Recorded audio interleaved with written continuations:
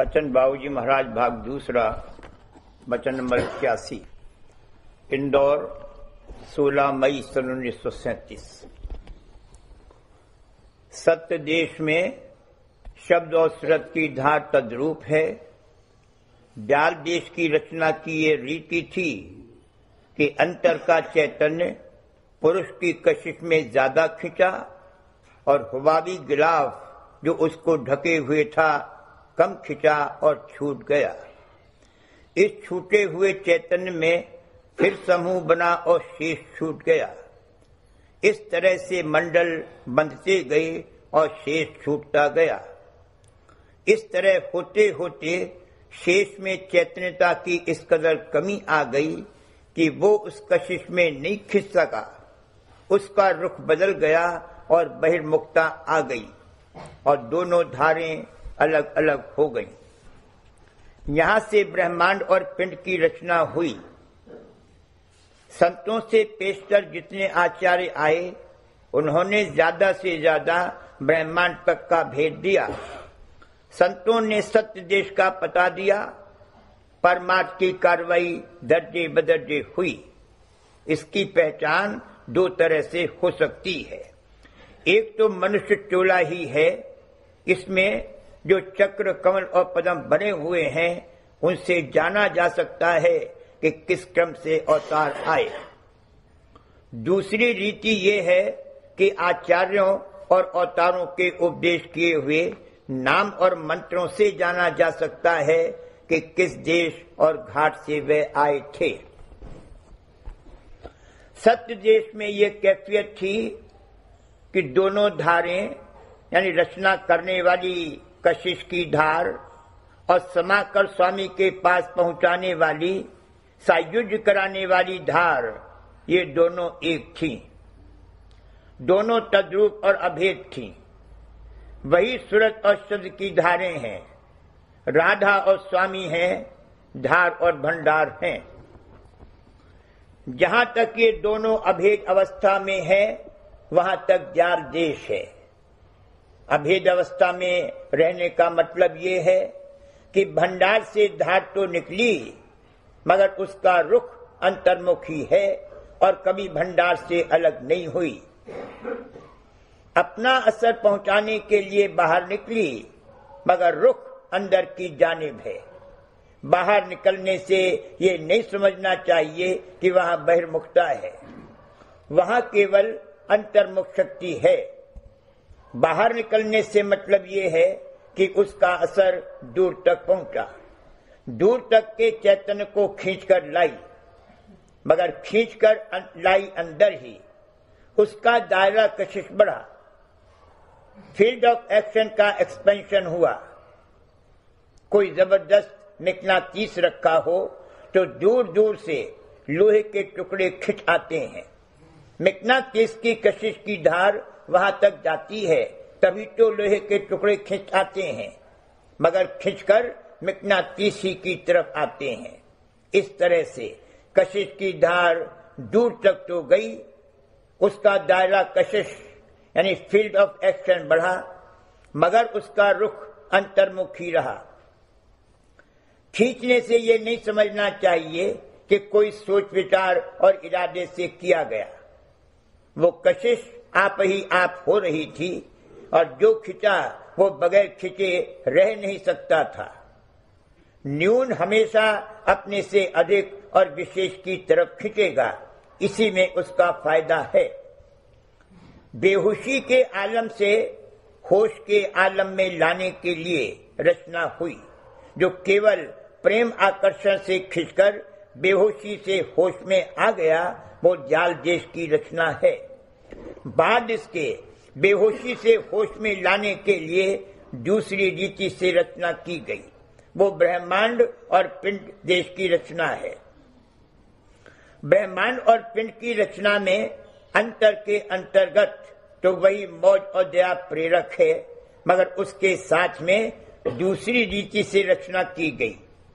वो ये है कि जिस घाट पर चैतन्य बाहोश होकर कार्रवाई कर सके उस घाट पर उतर कर वह कार्रवाई करे और जो आलाइश उसको ऊंचे घाट पर नहीं ठहरने देती उसको दूर करके फिर अपने भंडार में लौटकर समावे। जाल देश की रचना की ये रीति थी कि अंतर का चैतन्य पुरुष की कशिश में ज्यादा खींचा और ख्वाबी गिलाफ जो कि उसको ढके हुए था और जिसकी वजह से वह उस घाट पर बेहोश था कम खिंचा, यानी छूट गया। जो छूट गया वह कम चैतन्य रहा, उसमें फिर समूह बना और उसका शेष छूट गया, वो शेष और भी कम चैतन्य हो गया। इस तरह से समूह बनते गए और मंडल बनते गए और शेष छूटता रहा। छूट जाने से ये नहीं समझना चाहिए कि उसका रुख बदल गया, रुख अंतर्मुखी रहा। दो नावें या दो रेलगाड़ियां चल रही हों, एक ज्यादा तेजी से और दूसरी उससे कम रफ्तार से। जो तेज रफ्तार से चल रही है वह आगे निकल जाती है और मालूम होता है कि दूसरी रेल दूसरी दिशा में जा रही है, मगर हकीकत में वह दूसरी दिशा में नहीं जा रही है, दिशा उसकी वही है, पीछे छूट जाती है। इसलिए छूट जाने से ये नहीं ख्याल करना चाहिए कि दिशा या रुख बदल गया, सब अंतर्मुख था। जाल देश में सिर्फ अंतर्मुख शक्ति है। समूह बनते बनते और शेष छूटते छूटते वो हालत पहुंची कि अब शेष इस कदर न्यून हो गया कि वह उस कशिश से मुतासिर नहीं हो सकता था, यानी उस कशिश से नहीं खिंच सकता। तब वह कट गया और उसका रुख बदल गया। यहीं से बहिर्मुखता पैदा हुई। जाल देश में जो धारें, सूरत और शब्द, राधा और स्वामी, धार और भंडार अभेद, तद्रूप और एक थी, अब अलग अलग हो गईं। जैसे कोई चीज कटकर दो अलग अलग हो जाती हैं, उसी तरह से दो धारें अलग अलग हो गईं। इन दो धारों के अभेद और तद्रूप रहने से जो भाव और अवस्था जाल देश में थी, वह भाव और अवस्था ब्रह्मांड और पिंड में नहीं रही, उल्टी चीजें पैदा हो गईं। गो प्रेरक वही अंतर्मुख शक्ति है, मगर इस रचना का करने वाला ब्रह्म है। ये ब्रह्म रचित रचना है। जो एतजाल इस रचना में पैदा किया गया वो हमेशा कायम रहने वाला नहीं है। जाल देश की रचना सदा एतजाल की हालत में है। जो उस शेष में इस कदर कमी आ गई थी कि वह नहीं खिंच सका, फिर भी उसमें इतनी चैतन्यता थी कि तीन लोक की रचना उसी में हुई। संतों के आने से पेशतर जितने आचार्य और अवतार आए और जितने मत संसार में प्रवृत्त हुए, सबने तीन लोक का भेद दिया। तीन लोक के परे का भेद किसी ने नहीं दिया। भेद कैसे देते उनको मालूम ही नहीं था। बहुत से आचार्यों ने तो नीचे दर्जों तक का ही भेद दिया, जहां जहां से वे आए थे वहां तक का भेद बतलाया। योगेश्वर ज्ञानियों ने ब्रह्म और पार ब्रह्म तक का भेद खोला। वे ब्रह्म के लक्ष्य पद के ज्ञानी थे, उससे ऊपर की रचना का उन्होंने सिर्फ अनुमान किया। वेद में भी नेति नेति कहा है, यानी यह नहीं, मगर क्या है इसका पता नहीं। श्रुत और श्रुत के देश यानी सत्य देश का भेद और पता सिर्फ संतों ने दिया, और वह भी कलयुग में। कलयुग से पहले संतों ने प्रगट रूप में कार्रवाई नहीं की। इससे पहले संतों का आना और श्रुत का भेद देना कब्ल अज वक्त और बेफायदा था। हर कार्रवाई समयानुसार, कर्मानुसार, संस्कारानुसार और अधिकारानुसार होती है। जैसे जैसे समय बदलता गया, जीवों का अधिकार भी बदला। जिस समय में जैसे अधिकारी जीव थे, उसके अनुसार आचार और अवतार आए और ऊपर का भेद खोला और परमार्थी कार्रवाई कराई। उस समय में वही कार्रवाई हो सकती थी, दूसरी नहीं हो सकती थी। क्रम से दर्जे बदर्जे परमार्थ की कार्रवाई हुई और उसके कराने वाले आए। इस बात की पहचान दो तरह से हो सकती है। एक तो मनुष्य शरीर ही है, यही एक आला है जो छोटे पैमाने पर कुल रचना का नमूना है। इसमें जो चक्र, कमल और पद्म यानी दर्जात बने हुए हैं, उनसे जाना जा सकता है कि किस क्रम से अवतार और ऊपर के भेदी आए और उनके दर्जे के परमार्थ की कार्रवाई हुई। दूसरी रीति यह है कि आचार्यों और अवतारों के उपदेश किए हुए नाम और मंत्रों से जाना जा सकता है कि किस देश और घाट से वे आए थे। उनके पद की प्राप्ति और सिद्धि करने के जो मंत्र हैं, उन मंत्रों में वहां के शब्द और धुन के वर्ण हैं, जिनसे इस बात का पता चल सकता है। मगर इस भेद को हर कोई नहीं समझ सकता, गति वाले पुरुष ही उसको समझा सकते हैं। जिस समय में जिस शक्ति और अंग की प्रबलता और मुख्यता रहेगी, उस समय वैसी ही कार्रवाई हो सकती है। जिस समय में तन अभिमान की मुख्यता थी, उस वक्त में देह संबंधी देवताओं की पूजा और वो अभ्यास जिनमें देह के पराक्रम और बल की जरूरत थी, हो सकते थे। जिन अभ्यासों में शरीर का रूंधन और मलिनता व स्थूलता को दूर करके उसकी सफाई की जाती थी, वह अभ्यास उस समय के अधिकारी जीवों ने इख्तियार किए। जब देह संबंधी शक्तियां किसी कदर क्षीण हुई और मन अभिमान का समय आया, तब प्राणायाम, योग, मुद्राओं के साधन वगैरह के अभ्यास हो सकते थे, जिनमें मानसिक बल और पुरुषार्थ की जरूरत होती थी। ये अभ्यास बहुत ऊंचे दर्जे के हैं और इनसे योगी और योगेश्वर गतियां प्राप्त हो सकती थी। मगर अब ये इस वक्त इन अभ्यासों का नहीं है। इस वक्त इनका विधि पूर्वक पूर्ण अंग में बनना नामुमकिन है। जब मन की ताकतें भी क्षीण हो गईं, सिर्फ शेष मात्र वक्त रह गया और जब सुर्त के तन और मन से न्यारी होकर चलने का वक्त आया, तब संतों के यहाँ पधारने और श्रेष्ठ मार्ग का उपदेश करने का वक्त आया। अब पिंड के परे ब्रह्मांड में भी चढ़ाई बिना शब्द के नहीं हो सकती, और पिछले वक्त में जो ब्रह्मांड में पहुंचे वे शब्द द्वारा ही पहुंचे, मगर वो शब्द दूसरा था। निज शब्द और सार शब्द नहीं था। निज शब्द और सार शब्द का पता संतों ने ही आकर दिया। सतयुग, त्रेता और द्वापर में संत नहीं पधारे। कलयुग में भी जब प्रथम चरण गुजर गया और मध्य आया, तब संत प्रकट हुए। सबसे पहले कबीर साहब संत हुए। वैसे कबीर साहब चारों युग में आए।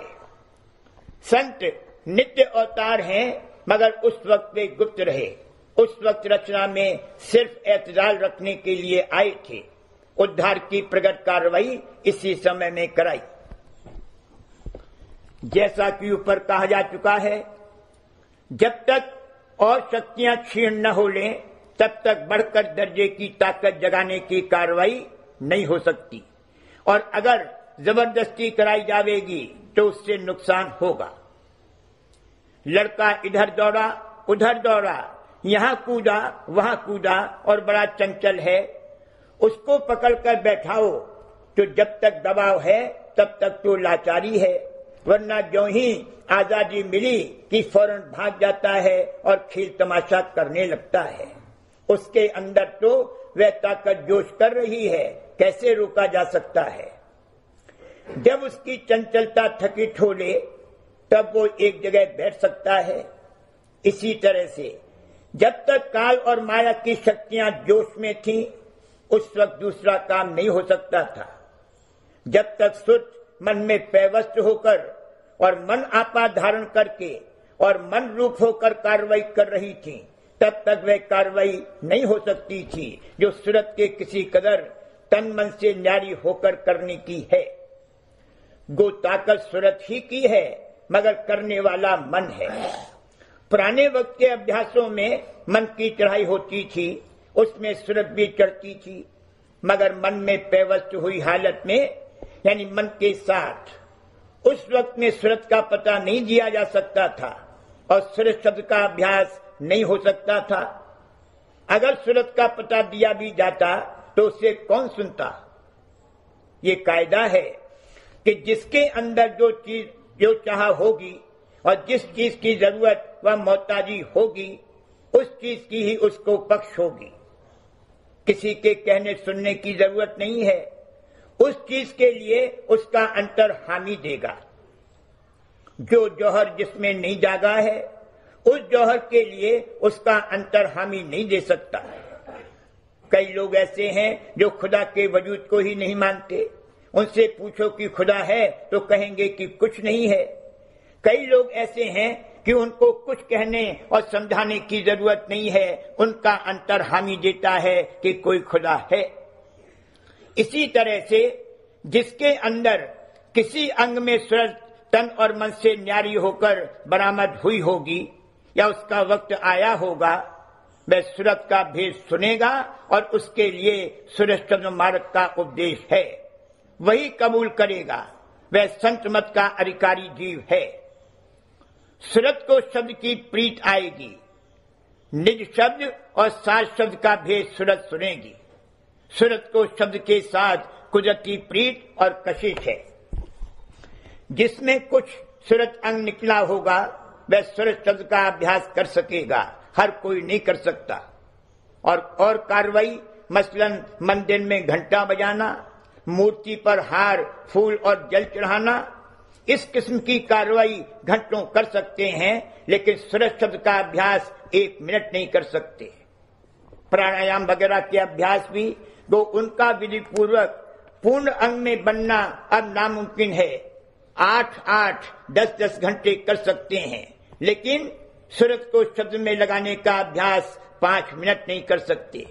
वे अभ्यास जिनमें शरीर को बहुत काष्ठा उठानी पड़ती है कर सकते हैं, लेकिन गद्दी पर तकिए के सहारे बैठकर जिसमें शरीर को कोई काष्ठा नहीं उठानी पड़ती, सूरत शब्द का अभ्यास नहीं कर सकते।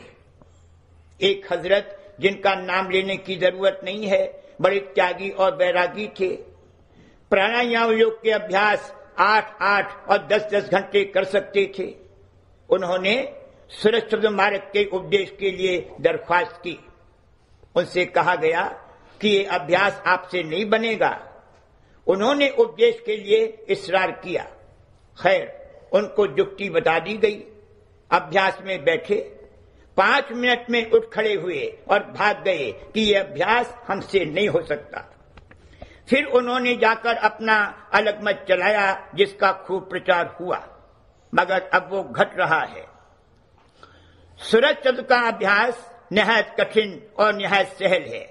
इतना सहल कि सूरत को शब्द में लगाने से बढ़कर कोई आसान काम है ही नहीं। सूरत को शब्द के साथ कशिश है। अगर एक पल के लिए सूरत शब्द में लग जाए तो नामालूम क्या हो जाए।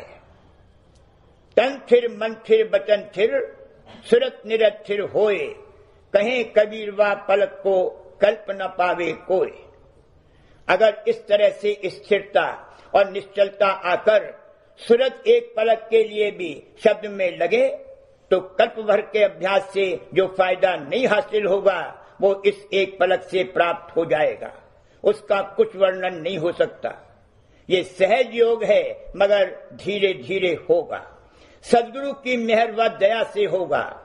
अभी तो ये हाल है कि सूरत मन में धसी हुई है। गो ताकत सूरत ही की है। मन कार्रवाई कर रहा है, मन प्रधान हो रहा है, सूरत गायब है, सूरत का पता ही नहीं है। संत सदगुरु से प्रीत, प्यार और मोहब्बत और उनका सत्संग करने से उनकी मेहर व दया होगी और वे धीरे धीरे इसकी सूरत को तन और मन से निकालेंगे। जिस कदर सूरत निकलती जाएगी, चैतन्य शक्ति बढ़ती जाएगी और सूरत न्यारी होकर कार्रवाई करने लगेगी। सूरत का पता और खबर पड़ने लगेगी। उस वक्त भी ताकत सूरत ही देगी, मगर मन उसकी मातहती में काम करेगा। जो सूरत चाहेगी वह मन को करना पड़ेगा। सूरत का भी काम होता रहेगा और मन का भी काम चलता चलेगा।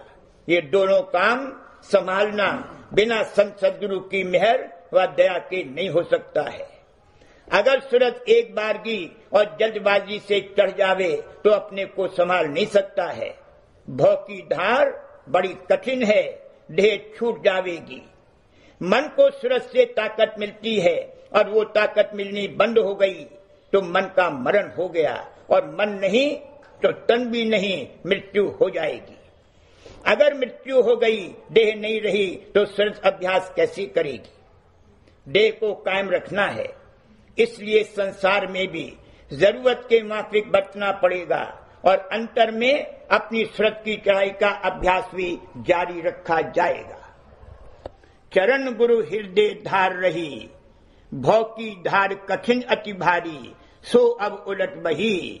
गुरु बिन कौन संहारे मन को, सूरत उमंग अब शब्द गही।